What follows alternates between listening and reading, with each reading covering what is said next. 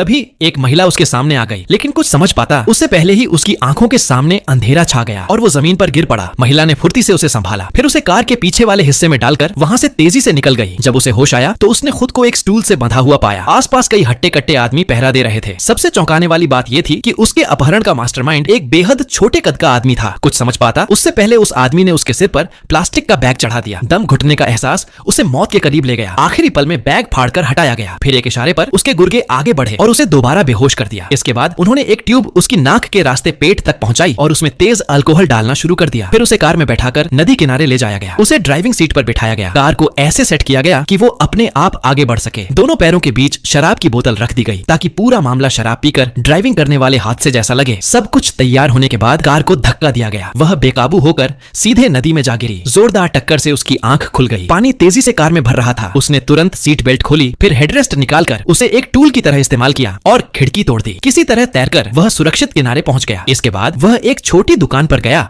और कागज पर उस छोटे कद वाले अपराधी की गाड़ी का नंबर लिख लिया। लेकिन जब उसने अपनी सबसे करीबी दोस्त को कॉल करके सब बताने की कोशिश की तो फोन बंद मिला। उसी पल उसे एहसास हुआ कि वो बहुत बड़ी मुसीबत में फंस चुका है। अगर उसने कभी वो संदिग्ध डील स्वीकार न की होती तो शायद आज ये दिन नहीं देखना पड़ता। इस कहानी की मुख्य महिला का नाम युक्की था। बाहर से वह एक वृद्धाश्रम की संस्थापक और समाज सेवी दिखाई देती थी, लेकिन असलियत बिल्कुल अलग थी। वह बुजुर्ग लोगों को भरोसे में लेकर उनकी जमा पूंजी पर कब्जा करती और उनकी दौलत अपने ऊपर खर्च करती थी। उसने अपने ऑफिस की दीवार पर सभी बुजुर्गों की तस्वीरें लगा रखी थी। हर तस्वीर पर अलग रंग का होता जो उनकी संपत्ति के हिसाब से तय किया जाता था। जैसे ही कोई व्यक्ति उसके लिए बेकार हो जाता या उसकी मौत हो जाती, वह उसकी तस्वीर दीवार से उतारकर कूड़े की तरह फेंक देती। इसी धोखाधड़ी के दम पर वह बहुत अमीर बन चुकी थी। लेकिन एक दिन एक बेहद अमीर बुजुर्ग महिला उसके निशाने पर आ गई। उस महिला का कोई बेटा बेटी नहीं था, फिर भी वह आलीशान बंगले में रहती थी और महंगी गाड़ियों में घूमती थी। युकी ने तुरंत उसे अपना अगला टारगेट बना लिया। सबसे पहले उसने उस बुजुर्ग महिला के फैमिली डॉक्टर से संपर्क किया और भारी रकम देकर उसे अपने पक्ष में कर लिया। डॉक्टर ने अदालत में गवाही दी कि महिला गंभीर याददाश्त की बीमारी से पीड़ित है। स्थानीय कानून के मुताबिक अगर कोई बुजुर्ग व्यक्ति अपनी देखभाल खुद नहीं कर सकता और उसकी देखभाल करने वाला कोई परिवार का सदस्य नहीं है तो अदालत उसके लिए एक कानूनी अभिभावक नियुक्त कर सकती है। सबसे हैरानी की बात यह थी कि इस प्रक्रिया के दौरान कई बार उस बुजुर्ग महिला का अदालत में मौजूद होना भी जरूरी नहीं था।